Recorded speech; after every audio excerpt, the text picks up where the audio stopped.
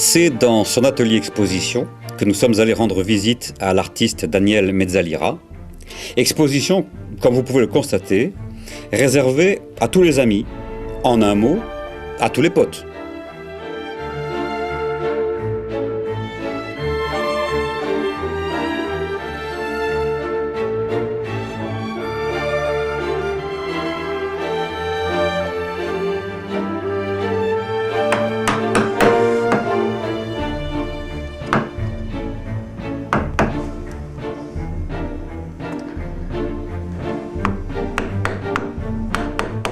J'ai abandonné le bois après la pièce de monnaie, je me suis mis à la sculpture sur pierre. J'en ai fait deux, mais j'ai trouvé trop de similitudes avec mon métier de mosaïque.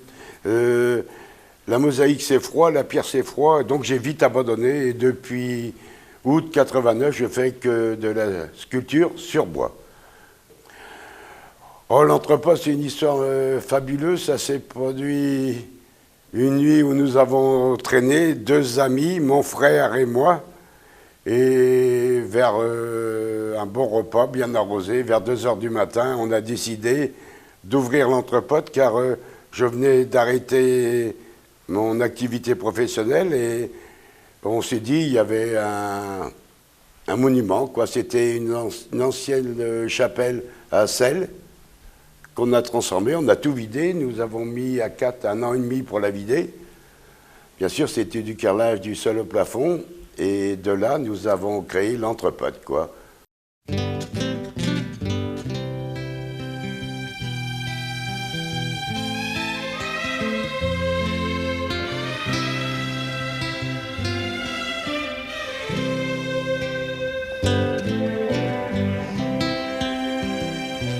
La deuxième pièce, ça a été la botte en noyer.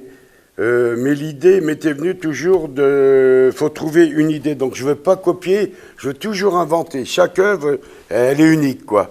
Et donc c'était l'idée de la petite souris qui mangeait la botte. Voilà. Et ce que j'en ai fait.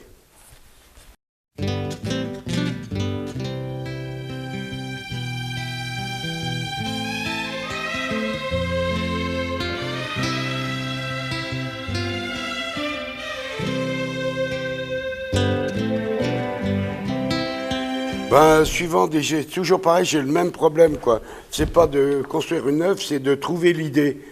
Et là, malheureusement, suite à un événement tragique, j'ai eu l'idée de faire les 2 tours avec l'avion pour septembre, quoi. Vous dire de plus, c'est du saule. Bien sûr, elle faisait environ pratiquement 2 mètres cubes, quoi. On était à 4 pour la mettre sur l'établi, voilà ce qu'il en reste.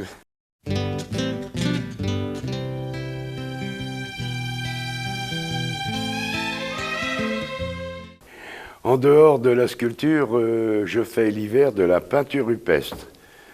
C'est-à-dire, je procède comme travaillaient les hommes préhistoriques. Et je respecte exactement ce qu'ils faisaient, quoi. Je pars d'une carte postale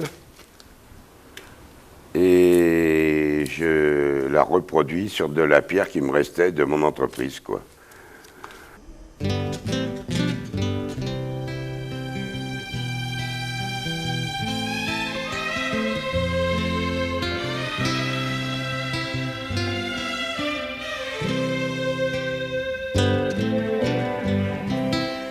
Il existe dans la nature des pommiers, des poiriers, des cerisiers et tout. Moi, je me suis dit, pourquoi pas faire un saignier, c'est-à-dire un arbre qui produit des sains. Malheureusement, il me reste encore... c'est du noyer, la base. J'ai encore une quinzaine de jours. Maintenant, il faut que je le ponce et je le finisse.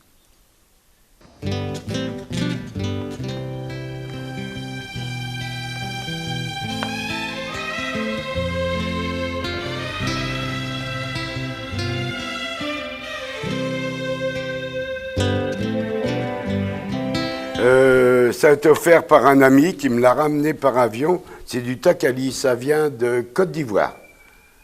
Et il a du mérite parce que c'est une pièce qui fait plus de 60 kilos. Et j'ai voulu représenter un peu l'Afrique, si vous voulez, l'avant et l'autre côté, l'après. Voilà. Un coup de cœur que j'ai trouvé au Croisic, c'était du chêne vert. Et ce que j'aimais dans la souche, c'était toutes les aspérités comme ça. Et je me suis dit aussitôt, ben, j'en ferai un cœur. Alors, 2-3 ans après, j'ai fait le cœur, quoi.